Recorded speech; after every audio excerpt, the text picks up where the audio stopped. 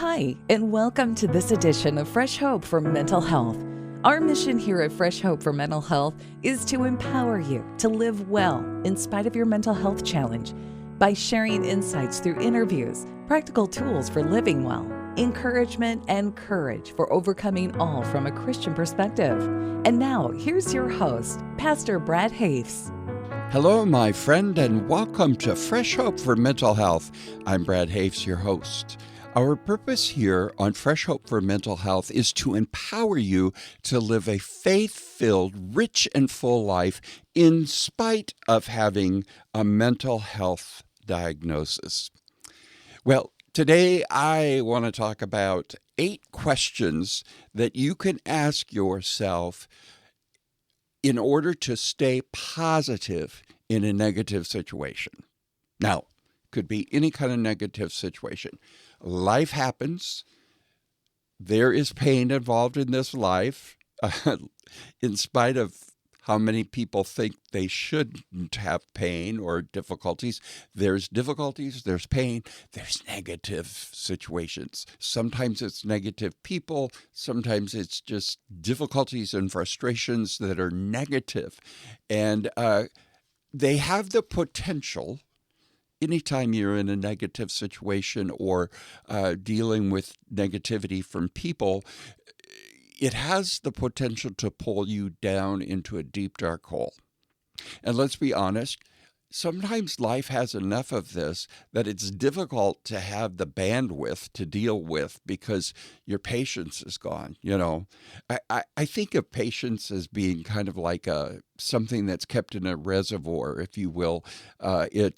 We don't need a lot of. There's days that go by where we don't need a lot of patience. You know, there's nothing stretching us too much. And so we get so much patience every day and we just put it into this little reservoir, and then there's things that come and happen and it sucks the patience right out of the reservoir. And hopefully we have enough in the reservoir that, it takes a lot of patience and there's still stuff left in the reservoir, right? Patience is still, there's some. But you can have enough difficulties and enough negative things in your life that your reservoir is dried up. And so sometimes, it's just everything we can do to get through a situation. Well, how do you stay positive in a negative situation or where there's a lot of negativity? Workplace, family, friends, neighbors, I don't care what it is. Here's 8 questions to ask yourself. And I don't mean to say that if you ask these 8 things, everything's going to be peachy, it's going to be wonderful, pie in the sky kind of thing. But it will help you when it's especially a situation you can't change that you find yourself in. These 8 questions will help you reframe experiencing it, if you will. It will, they will help you from going down into the pits of despair, if that makes sense. Hopefully it does. I talk a lot with my hands, and it all makes sense to me, and my hands are moving all over the place. But it makes sense. So here's 8 questions to ask yourself on how to stay positive in a negative situation. Question number 1. Is this really worth getting upset over? Is this really worth getting upset over? I am finding at the age of 66 now that I do better if something upsets me and seems negative and it's starting to feel negative. I do better if I just take a breath, step away from it emotionally just for a moment and say, now I'm about to use a lot of emotional energy, and my reservoir of patience and peace and tranquility is going to get sucked up. Is this really worth it? Does this really, really matter? maybe I'm offended. Uh, is my offense worth this? Why? What can I get out of it by spending this kind of emotional energy on it, etc.? And I find that when I do that, there's a lot of things that I normally would have gotten upset about or entered into, if you will, emotionally and spent energy on. And I find, oops, this just really isn't worth it. I've only got so much patience. I've only got so much tranquility and peace of mind and all of that. Yes, in Christ I have all of those things, but you know what I mean. Um, we still live in a broken world, and so sometimes it just runs dry.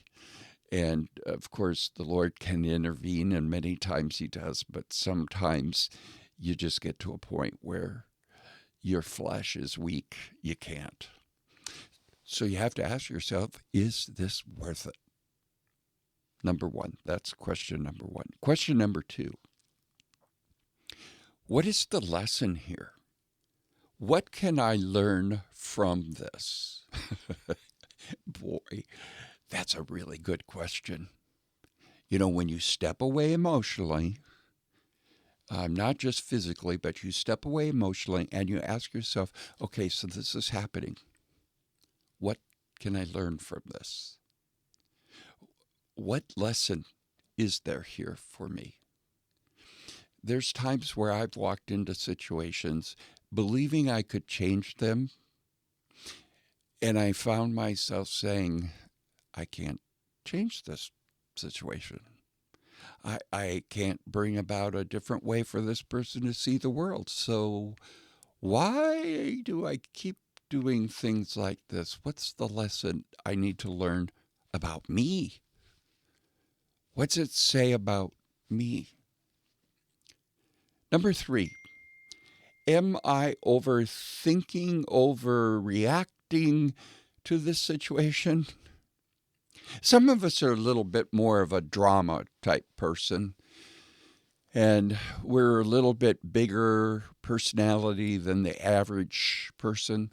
You know, I wish I was a laid back, go through life, just roll with the punches kind of person. I'm really not. I have to work at that. So I tend to overreact many times, or I get offended, my feelings get hurt, or whatever, and then I start overreacting or overthinking. There are times where I allow another person to live rent-free in my head because I'm overthinking what they said or what they did, and I'm taking it personally when in fact what they said, what they did had more to do with them and may have only had to do with them and not me. So why am I overthinking? Why am I letting them live rent-free inside my head? And why am I overreacting? This is ridiculous. I don't even need to engage in this. Question number 4. And this is not the way I think personally. So question number 4 is very good for me. What is the positive I can take away from this? In a negative situation, sometimes we just think it's all negative. There's nothing I can take away. And this is bad and I don't like going through it. Just stop, emotionally back up and say, what can I take away from this? What's the positive? There's some positive here. There's a little silver lining somewhere. There's a little diamond in this pile of manure. And I need to find that diamond and take that away from this situation. Something positive. Number 5. How can this situation make me a better person? Can it? I can tell you, every single thing we go through in life, I believe, because of the Lord's work in our lives, can make us better. Sometimes life happens, and I think it's in AA, they say you either become better or bitter. And it's important in life when you go through those things that kind of rub and grind on you. That's the Lord's refining us. allowing situations that can refine us. It's not punishment, but most of us only learn if we go through difficulties. So how can it make us better? How can it make us more to be who we were created to be? Number 6, can I control this situation? Number 6, can I control it? If I can't control it, and I have no control in it, the only thing I can control is me. So maybe I shouldn't engage in it. Maybe I should not use emotional energy for it. There's that whole serenity idea of, help me to accept the things I cannot accept or that I cannot change, and change what I can change. That's very important to recognize in a situation. One time I was really upset about someone and how they had reacted. It was a person that was working for us. And I just was so frustrated, And I was talking to another ministry friend, and I was trying to pick his brain about how I might approach it differently or whatever. And he knew the individual, and I was saying to him, I cannot understand, why does she react this way? Why does this happen this way? And he said to me, why are you expecting this person to react emotionally as an adult? Emotionally, they're not an adult. They're a wounded child. Oh, gosh, that made sense. I couldn't control the situation at all, and I couldn't control the person, but I could begin to understand something about them and something about that which they were going through, and it changed everything. What I could control in the situation is how I reacted, how I interacted with this person. So sometimes you can't control things, but you can see into it and change how you respond. Number 7, what can I do right now to make myself feel better that's healthy? I'm going to be honest, for me, too often, what can I do right now to make myself feel better? My go-to is food. And that's not healthy, unless it was healthy food.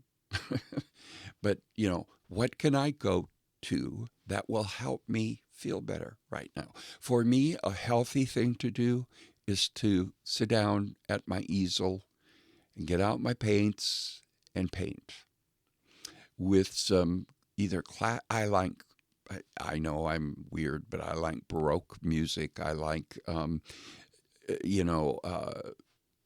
some classical, but Baroque in particular, Bach, things like that.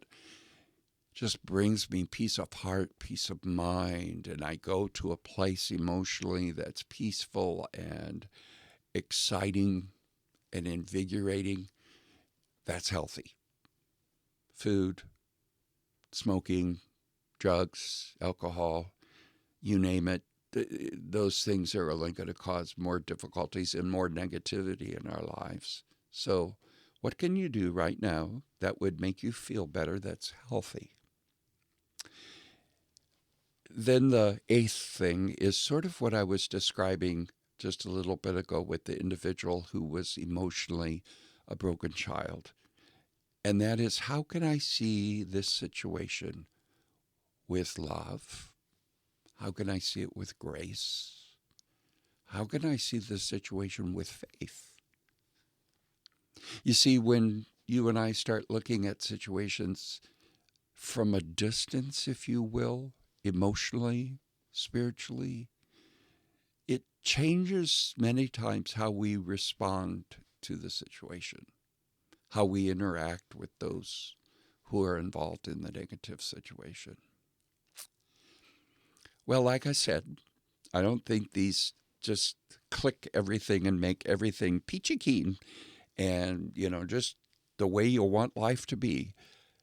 But they help in the process of reframing our thinking when we're going through a negative situation. So again, the 8 questions are, is this really worth getting upset over? Number 2, what is the lesson here? What can I learn from this? Number 3, am I overreacting and or overthinking this situation? Number 4, what is the positive? What's the thing I can take away from this situation that's going to help me grow and change? Number 5, how is this making me a better person? Number 6, can I control anything about this situation? Number 7, what can I do right now to make myself feel better that is healthy? Number 8, how can I see this situation through love, grace, mercy, any of those things? Well, my friend, I hope and I pray that this little list of questions has been helpful to you. I'd really love to hear from you. It's Pastor Brad at freshhope.us, Pastor Brad at freshhope.us. That's my email address. I read all my own emails. I will respond sooner or later if a response is required. And I'd love to hear from you, ideas of what topics I might do or what you'd like to hear, maybe an interview you'd like to hear us do, or maybe you would like to be interviewed, or maybe you know of somebody that should be on the podcast. We'd like to connect with you through any social media channels. We're on most of them. And if you are listening through iTunes, please be sure and leave an honest comment on this. It helps others find Fresh Hope through iTunes because of their algorithms. We have books. We have resources. We have a website, freshhope.us, freshhope.us, and we hope that you'll tell your friends about this program and pass it along to others. So until the next time, may the Lord fill you with His hope, fresh and new daily. I'm Brad Hafes, and this has been another edition of Fresh Hope for Mental Health. You've been listening to Fresh Hope for Mental Health. If you have an opportunity, please review, share, and subscribe to the Fresh Hope for Mental Health podcast on iTunes or on the service that you use. We encourage you to share our podcast on social media with your friends and family. Previous podcasts of Fresh Hope for Mental Health can be found at freshhopeformentalhealth.com, iHeartRadio, Stitcher Radio, and iTunes. Fresh Hope is one of the leading networks of faith-based peer support groups internationally. For more information about Fresh Hope, go to freshhope.us.